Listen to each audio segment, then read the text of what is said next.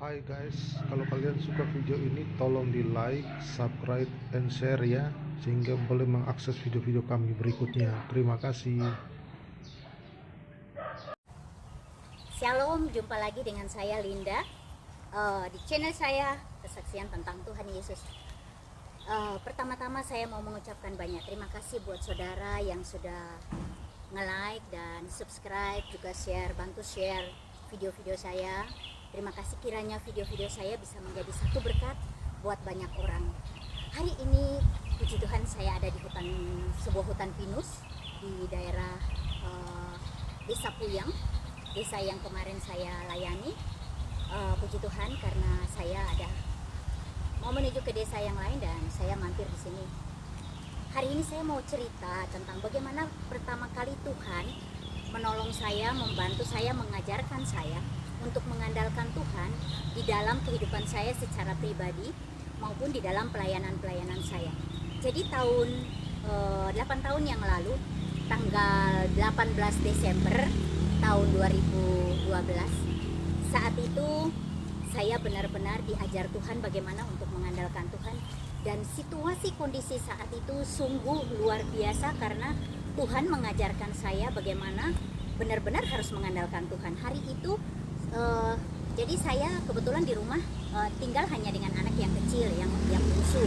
Hari itu sudah 3 hari itu dia karena libur dan sudah diajak sama papahnya ke rumah papanya. Jadi saya tuh sendirian dengan tamu saya, Ibu Ayu. Ibu Ayu ini teman yang pertama kali saya di video kesaksian saya cerita bahwa dia minta saya untuk menelpon teman saya untuk mendoakan dia. Nah, Bu Ayu ini memang setiap bulan selalu datang ke rumah saya dan kami biasa berangkat bekerja bareng gitu.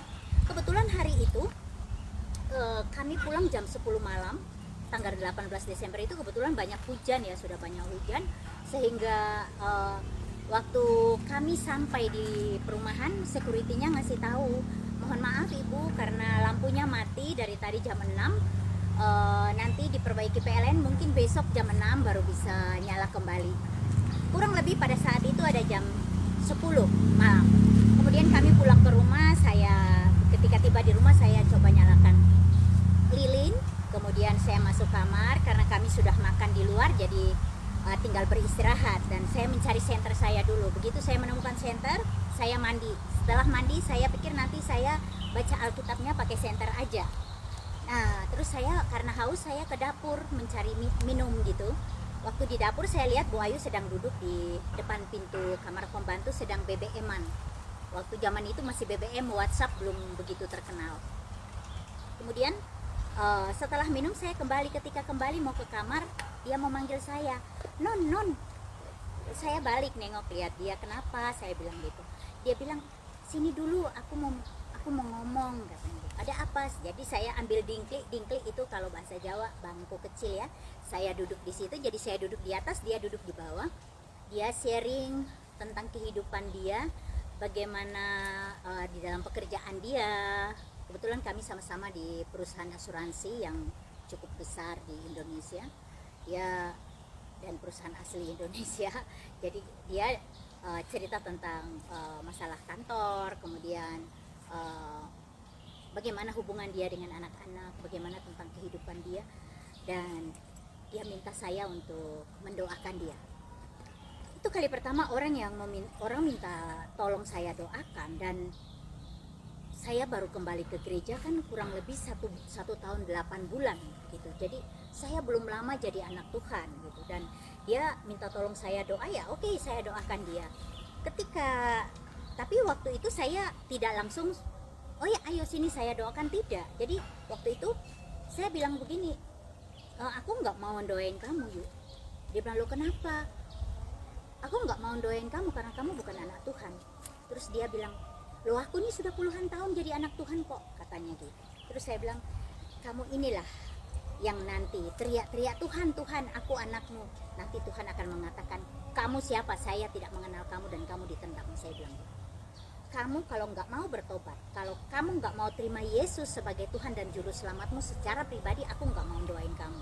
Aku bilang gitu. Dan terus dia nangis dan dia bilang, aku ini sudah anak Tuhan, aku sudah anak Tuhan. udah puluhan tahun aku jadi anak Tuhan. Tapi aku bilang, ya itu tadi, Tuhan Tuhan nggak kenal kamu. Apa dosa yang kamu lakukan saya nggak tahu, tapi Tuhan tidak berkenan dengan kehidupanmu, dan Tuhan tidak suka dengan apa yang kamu lakukan. Terus dia nangis yang iya aku tahu aku salah, aku berdosa, aku salah, Tuhan ampuni aku. Dia sampai nunduk di lantai, dia begitu. Terus aku bilang, yuk kamu mau nggak terima Tuhan Yesus sebagai Tuhan dan Juru Selamatmu secara pribadi? Dia bilang mau. Benar kamu mau? Mau. Benar kamu mau? Mau. Benar kamu mau? Mau. Saya itu sampai nanya 3 kali untuk meyakinkan benar nggak gitu. Oke, setelah dia menjawab mau, saya ngajak dia berdoa. Saya bilang, dan pada saat itu saya belum pandai berdoa gitu, karena jujur di agama saya yang lama doa itu kan biasanya hafalan. Jadi saya sudah hafal dengan doa-doa di sana gitu, dan biasanya di organisasi yang saya ikuti itu juga saya biasanya tampil sebagai pendoa dari sana gitu. Saya di organisasi juga cukup orang banyak yang tahu siapa saya gitu. Dan oke, malam itu saya bawa dia dalam doa gitu. Saya dalam nama Bapa, Putra dan Roh Kudus, karena dia juga Katolik, kita mulai berdoa. Intinya saya baru memasuki hadirat Tuhan, membawa dia ke hadirat Tuhan. Baru awal pembukaan doa saya, tiba-tiba saya mulai mendengar. Saya mendengar ada suara yang mengganggu konsentrasi saya. Jadi ada suara yang mengganggu sehingga saya mulai agak sedikit terganggu konsentrasi saya di doa, karena saya mendengar ada suara yang seperti padahal ini kan lampu mati, saudara. Situasi yang Tuhan atur saat itu luar biasa. Saya bilang, Tuhan yang kita sembah itu Allah yang luar biasa. Dia mengatur semuanya luar biasa. Sehingga waktu itu anak saya tidak ada di rumah, saya sendirian berhadapan dengan Bu Ayu, kemudian lampu mati, tidak ada siapa-siapa, dan tetangga saya tuh kan rata-rata semuanya Muslim. Jadi bagaimana saya mau minta pertolongan gitu kan? Nah, ketika mulai suara itu semakin kencang suaranya, yang semakin kencang suara macan mengaum gitu. Tapi waktu itu saya pikir Lea, karena dia berasal dari Bali. Saya pikir ini Lea, karena saya tidak tahu soal manifestasi itu saya nggak tahu, karena saya belum pernah dalam hidup saya berhadapan dengan orang yang begitu. Jadi saya benar-benar nol besar. Tapi saat itu Tuhan mengajarkan saya untuk mengandalkan Dia gitu. Dan saya tiba-tiba teringat di Injil Matius, murid-murid Yesus mengusir setan dalam nama Yesus, dan itu worth it banget gitu. Karena di dalam nama Yesus ada kuasa, dan di dalam nama Yesus ada mujizat. Ya, saya ingat itu.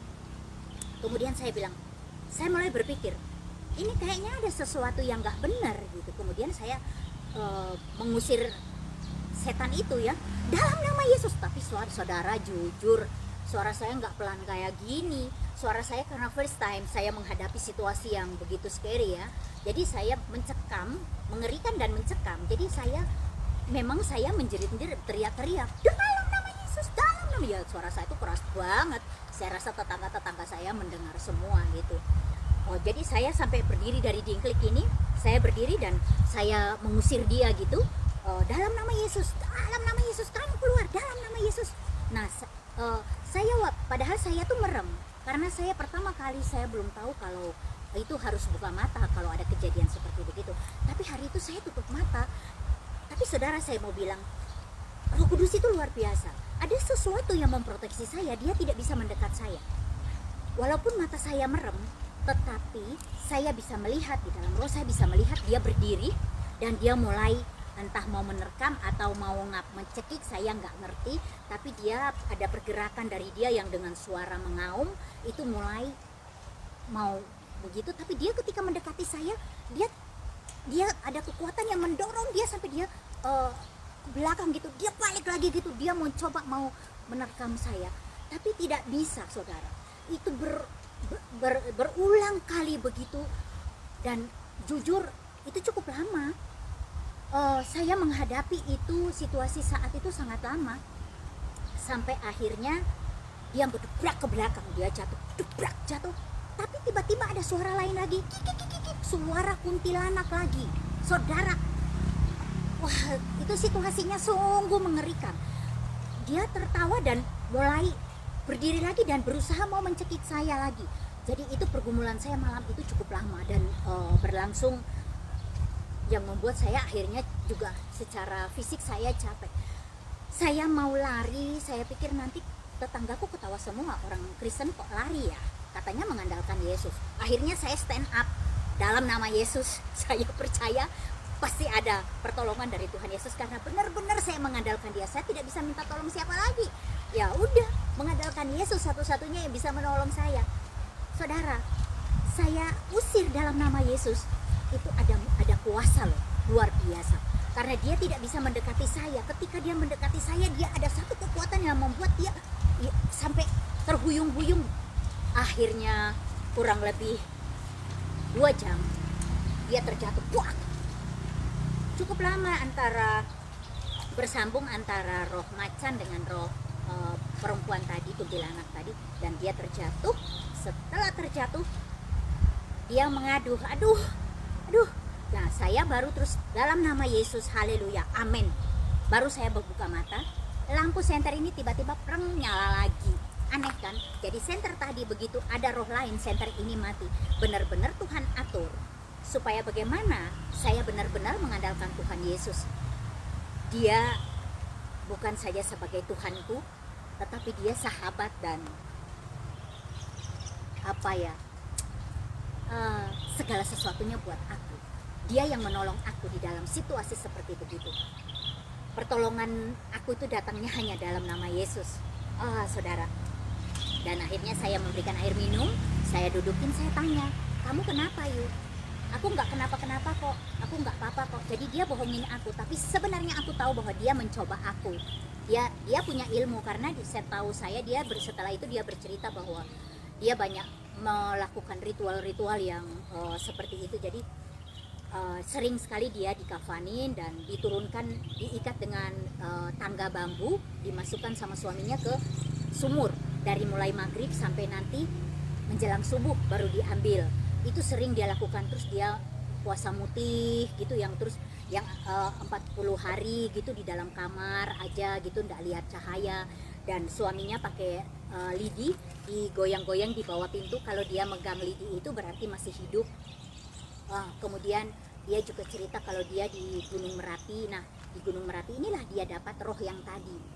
Jadi roh macan itu sama kuntilanak ini masuk dengan dia, bersekutu dengan dia. Tapi bukan cuma roh-roh itu, banyak sekali roh yang masuk ke dalam dia. Tapi katanya dia sudah banyak yang lepas. Tapi ini katanya yang terkuat yang ada di dalam dia yang masih ada. Kemudian saudara, dia juga pernah di Parangtritis, dia tuh dipendam, jadi hanya leher aja yang jadi dipendam, jadi hanya kepala aja yang ada nongol. Dan nanti kalau mulai maghrib itu dipendam sama suaminya sampai nanti subuh baru diambil lagi sama suaminya. Dan itu sering sekali dia lakukan, sehingga di dalam perjalanan hidupnya banyak sekali roh-roh itu yang mengikuti dia. Tapi saudara, saya mau bilang, apakah orang-orang yang mengandalkan roh lain, mengandalkan okultisme itu, apakah kehidupan mereka penuh sukacita, damai sejahtera dari Tuhan? Enggak, sama sekali. Secara finansial mungkin sementara roh itu memberikan mereka rezeki. Saya tidak katakan berkat, karena berkat itu datang dari Tuhan. Mereka memberikan rezeki, oke. Tapi itu cuma sejenak, dan ada imbalan yang harus mereka bayar. Kalau nggak nyawa, anak-anaknya nggak karu-karuan, mungkin cacat, mungkin kecelakaan dan mati masih muda, rumah tangga nggak pernah ada kebahagiaan. Saudara, kalau saudara saat ini mendengar video saya dan saudara sedang masih terbelenggu dengan roh-roh okultisme, saudara, gak ada untungnya saudara bersekutu dengan roh-roh lain. Karena apabila saudara bersekutu dengan roh-roh lain, kehidupan saudara bukan cuma di dunia hancur, tetapi nanti di sananya upahnya besar di neraka, jadi kayu api di neraka. Saudara, hidup di neraka bukan cuma sejenak, bukan setahun 2 tahun, selama-lamanya saudara. Sangat mengerikan kehidupan di neraka itu. Apa saudara mau hidup selamanya di dalam neraka?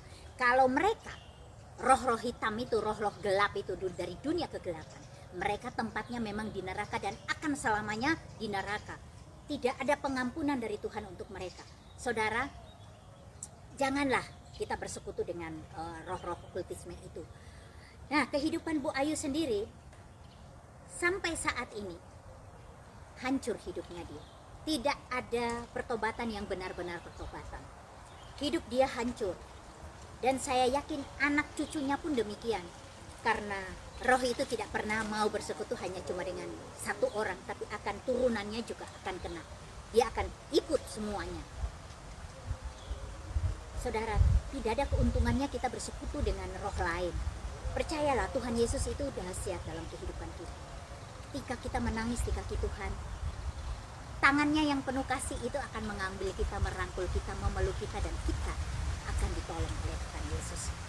Saya senang sekali bisa share hari ini dengan saudara tentang roh-roh okultisme ini. Pengalaman saya dalam pelayanan dan menemukan yang hal-hal seperti begini juga sering banget. Tapi saya mau bilang sama saudara, kuasa di dalam nama Yesus itu sangat besar. Tidak ada yang bisa menandingi Tuhan Yesus. Saya bersyukur punya Allah yang luar biasa, Allah yang dahsyat, Allah yang hidup, Allah yang besar dalam kehidupan kita manusia. Saya hari lepas hari, saya diajarkan Tuhan bagaimana untuk mengandalkan Tuhan. Dan saudara, saya dalam pelayanan saya tidak membawa nama gereja saya tidak membawa agama apapun, saya membawa nama Yesus Kristus, Sang Juru Selamat manusia. Hanya itu saudara yang bisa saya sampaikan. Saya tidak membawa nama gereja, saya pelayanannya pribadi. Jadi saya diutus kemanapun sama Tuhan, saya jalan. Apa yang Tuhan mau saya lakukan begitu saudara. Terima kasih saudara untuk